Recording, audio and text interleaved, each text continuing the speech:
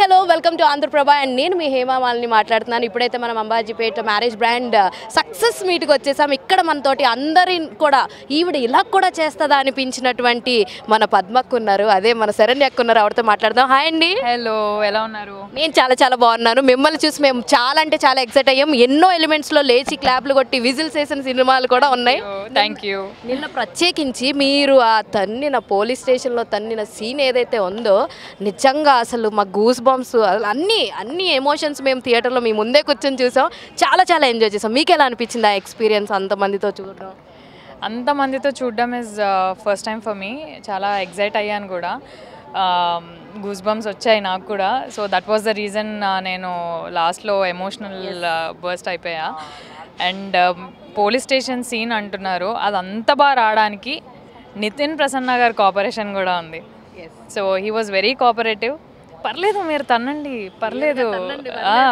ఎందుకంటే యాక్షన్ కాబట్టి మనము అది తగులుతుందేమో అనే ఫీల్లో ఉంటాం కదా. హీ వాజ్ లైక్ పర్లేదు తన్నండి, పర్లేదు కదా, తగులితే గట్టిగా తగులుద్ది అని కొంచెం ప్రికాషన్స్ తీసుకొని చేయడం జరిగింది.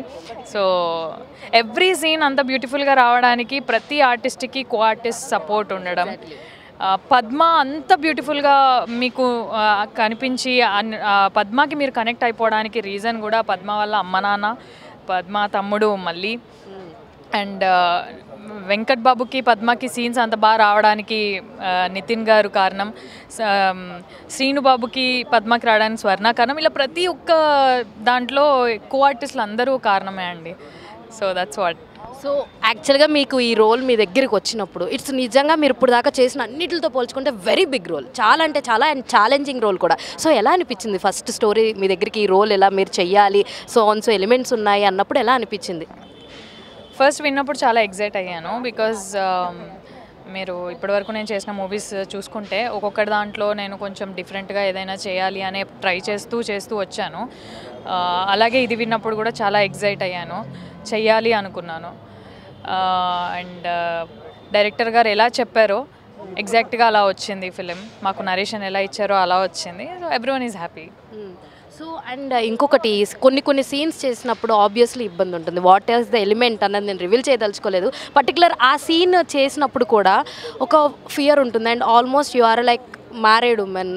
చాలామందికి మెన్ వోంట్ సపోర్ట్ యాక్చువల్లీ. ఇలా ఫిలింలోకి వెళ్తున్నారంటేనే చాలా కపుల్స్ విడిపోయిన వాళ్ళు కూడా ఉన్నారు.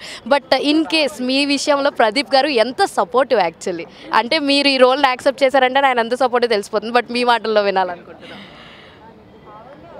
ఒక్కటే లైన్, నేను మూవీస్లోకి రావడానికి కారణమే మా హస్బెండ్, అంతే.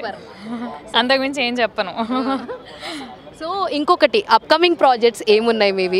మమ్మల్ని ఇంకా ఎలా ఎంటర్టైన్ చేయబోతున్నారు? అండ్ ఇప్పుడు దాకా మీరు చేసినవన్నీ కూడా చాలా డిఫరెంట్గా యూనిక్గా ఉన్నాయి. అండ్ దీంతో you are like hero of the film ఎవరు అంటే సుహాస్ అని మేము ఎవరైనా చెప్పట్లేదు. Saranya is hero of the film అంటున్నాం బయటకు వచ్చిన తర్వాత.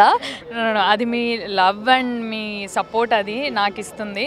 కానీ movie is all about Padma and Malli. Padma లేదు అనుకున్న దగ్గర కూడా మళ్ళీ తీసుకెళ్ళాడు. లైక్ పద్మ అండ్ మళ్ళీదే twins. The story twins story, ట్విన్సే రన్ చేశారు అంతే. సో భామ కలాపం ఏదైతే ఉందో మనం ఆల్రెడీ ఇందాక మాట్లాడారు. బట్ వన్స్ అగైన్ దాని గురించి 1 మేము చూసాము ఎంత బాగుంది అని చెప్పేసి. సో 2 కూడా రాబోతుంది. సో ఇందులో మీ రోల్, నేను ఒక డైలాగ్ విన్నా, ఏంటక్క నీకు శవాలకి మీరు అయినా వెతుక్కుని వెళ్తారు లేదా అవే మిమ్మల్ని వెతుక్కుంటూ వస్తాయి అని చెప్పి. ఇట్స్ లైక్ 2 కూడా ఎలా ఉండబోతుంది భామ కలాపం? భామ కలాపం 1 మీరు ఎలా ఎంజాయ్ చేశారో భామ కలాపం 2 దానికి డబుల్ ఎంజాయ్ చేస్తారు. ఓకే, సో సింపుల్గా షార్ట్ అండ్ స్వీట్గా చెప్పేశారు. And once again all the very best అండి. And congratulation. Thank you so much.